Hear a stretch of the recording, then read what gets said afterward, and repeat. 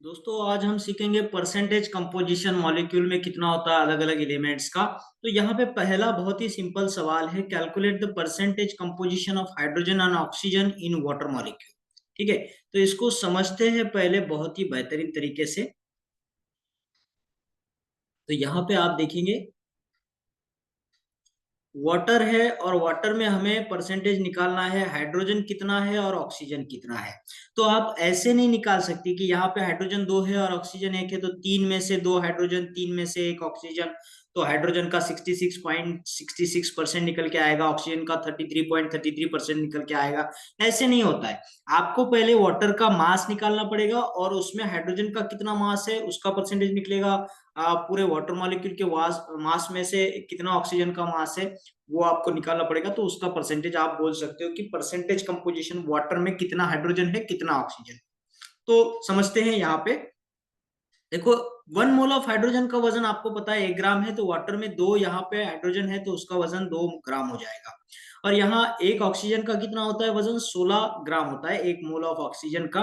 तो यहाँ जो वाटर में एक ही ऑक्सीजन है तो उसका निकल के आएगा 16 ग्राम। तो कुल मिला के वाटर मॉलिक्यूल का जो मोलार मास हो जाएगा वो हो जाएगा 2 + 16। ठीक है, दो हाइड्रोजन और एक ऑक्सीजन का कुल मिला के 16 और ये दो, कुल मिला के 18 ग्राम वजन आपके वाटर मॉलिक्यूल का हो जाएगा। अब इसी वाटर मॉलिक्यूल में हाइड्रोजन कितना है और ऑक्सीजन कितना है, तो पहले हाइड्रोजन की बात करते हैं। वाटर में हाइड्रोजन कितना है, 2 ग्राम। 2 ग्राम कितने वाटर में, 18 ग्राम में दो है, 18 ग्राम में दो है। तो 18 में से दो निकल के आया तो कितना परसेंटेज आएगा, 11.18%। ये आपका mass percentage of hydrogen in water हो जाएगा।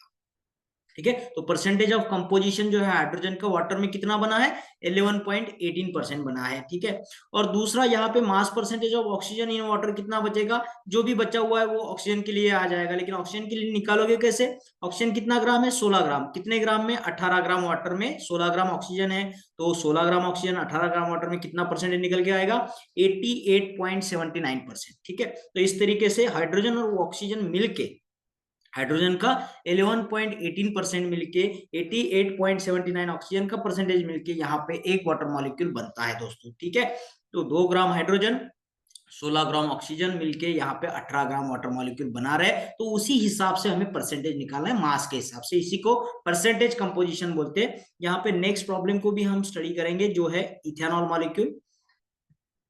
ठीक है, यहाँ पे इथेनॉल मॉलिक्यूल का भी हम यहाँ परसेंटेज निकालते हैं। ठीक है, पहले इथेनॉल का निकालेंगे फिर सोडियम सल्फेट की तरफ भी बढ़ेंगे, जो यहाँ एक्सरसाइज में दिया हुआ है। ठीक है, आपको ये पूरा प्रॉब्लम दिखना चाहिए, बस इसी के लिए ये जो है। तो यहाँ पे पूछा है, calculate the percentage composition of carbon, hydrogen and oxygen in ethanol molecule. ठीक है, इथेनॉल में जो अलग अलग डिफरेंट एलिमेंट्स दिया हुआ है, कार्बन है, हाइड्रोजन है, ऑक्सीजन है, तो इन सब का परसेंटेज निकालना है कि कितना परसेंट यहाँ पे कार्बन प्रेजेंट होगा, कितना परसेंट हाइड्रोजन होगा और कितना परसेंट ऑक्सीजन होगा इस इथेनॉल में। तो आप ऐसे नहीं बोल सकते कि कार्बन दो है, हाइड्रोजन 6 है और ऑक्सीजन यहाँ पे एक है। तो यहाँ पे दो, छह और एक मिलके 9, 9 में से दो कार्बन, 9 में से 6 हाइड्रोजन, 9 में से एक ऑक्सीजन, ऐसे परसेंटेज नहीं निकाला जाता। आपको पहले इथेनॉल मॉलिक्यूल का मास निकालना होगा। ठीक है, तो molar mass of ethanol molecule क्या आएगा, कार्बन का 12 होता है, यहाँ इथेनॉल में दो कार्बन है उस हिसाब से 24 हो जाएगा। हाइड्रोजन का 1 ग्राम होता है, तो यहाँ पे हाइड्रोजन कुल मिलाकर 6 हाइड्रोजन है तो 6 का 6 ग्राम हो जाएगा। और ऑक्सीजन एक का 16 होता है और इथेनॉल में एक ही ऑक्सीजन है तो उसका भी 16 ग्राम आएगा। तो ये कार्बन, हाइड्रोजन और ऑक्सीजन का मास मिला के इथेनॉल का मोलर मास आ जाएगा, एक मॉलिक्यूल का कितना आ जाएगा, 46 ग्राम, 46 ग्राम निकाल के आएगा इथेनॉल का। अब इथेनॉल में ऑक्सीजन कितना है, इथेनॉल में हाइड्रोजन कितना है, इथेनॉल में ऑक्सीजन कितना है, उसका परसेंटेज निकालेंगे तो मास परसेंटेज निकल के आएगा हर एक एलिमेंट का। तो पहले तो हम बात करेंगे mass percentage of carbon in ethanol. Carbon कितना है, दो कार्बन है, एक का 12, दो का 24। तो पूरे 46 में 24 ग्राम आपका कार्बन ही है, तो उसका परसेंटेज 52.17% निकल के आएगा। पूरे इथेनॉल के मास में 46 ग्राम में कितना हाइड्रोजन है, 6 हाइड्रोजन है, 6 है ना यहाँ पे, ये 5 और ये एक 6, तो 6 है 46 में, तो उसका 13.04% निकल के आएगा। और ऑक्सीजन का मास परसेंट कितना आएगा, इथेनॉल में एक ही ऑक्सीजन है, तो 46 ग्राम ऑफ इथेनॉल में 16 ग्राम ऑक्सीजन है, तो उसका परसेंटेज निकल के आएगा 34.78% दोस्तों। ठीक है। तो अब बढ़ते हैं, हमारे जो एक्सरसाइज में दिया हुआ प्रॉब्लम है सोडियम सल्फेट के लिए, उसको भी यहाँ पे सॉल्व करते हैं। Calculate the percentage composition of different elements present in sodium sulphate Na2SO4 molecule. ठीक है, यहाँ पे आई नहीं निकला है तो कोई दिक्कत नहीं। सोडियम सल्फेट Na2SO4 मॉलिक्यूल में कितना डिफरेंट डिफरेंट एलिमेंट प्रेजेंट है, उनका परसेंटेज कितना है, कौन कौन प्रेजेंट है, सोडियम है, सल्फर है और ऑक्सीजन है। ऐसा मत करिएगा सोडियम के 2, सल्फर का 1, ऑक्सीजन का 4, तो कुल मिला के 7, 7 में से 2 है सोडियम है, 7 में से 1 सल्फर है, 7 में से 4 ऑक्सीजन है। ऐसे परसेंटेज नहीं निकलता, गलत हो जाएगा। इसका मास निकालना पड़ेगा, मास। ठीक है, हर एक का कंट्रीब्यूशन कितना है ये मॉलिक्यूल बनाने में, सोडियम का कितना कंट्रीब्यूशन है, सल्फर का कितना है, ऑक्सीजन का कितना है। तो इसके लिए हमें पहले सोडियम सल्फेट का मोलार मास निकालना होगा इस मॉलिक्यूल का। कैसे निकालोगे, एक सोडियम का कितना होता है 23 ग्राम, यहाँ पे कितने सोडियम है 2, तो उस हिसाब से 46 हो जाएगा। फिर एक सल्फर का 32 होता है, एक ही सल्फर है यहाँ सोडियम सल्फेट में, तो उसका 32 ग्राम निकल के आएगा।